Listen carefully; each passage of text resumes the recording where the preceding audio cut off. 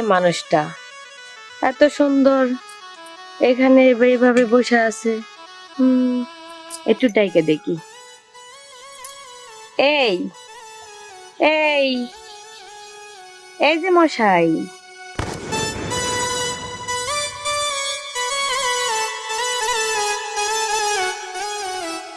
কে আপনি? আমার দিকে এইভাবে তাকায় আছেন। এত সুন্দর মেয়ে যদি কারোর চোখের সামনে পড়ে তাহলে আমি কেন, সবাই এক দৃষ্টিতে তাকিয়ে থাকবে। তাই বুঝি? তা আপনি এখানে কেন বসে আছেন? কে আপনি? আমি কে?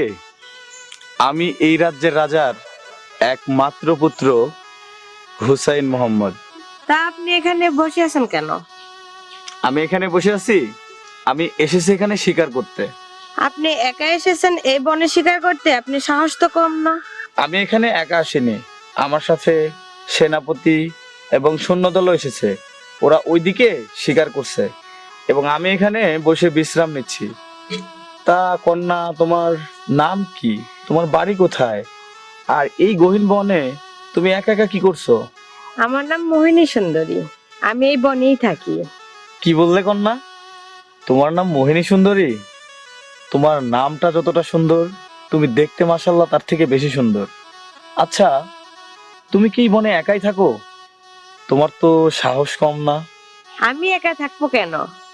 এই বনে একটা মহল্লা আছে, আমরা অনেকেই থাকি। তাই? তা কন্যা, তোমার কে কে আছে? আমি আর আমার বাবা থাকি, আমার মা মারা গেছে।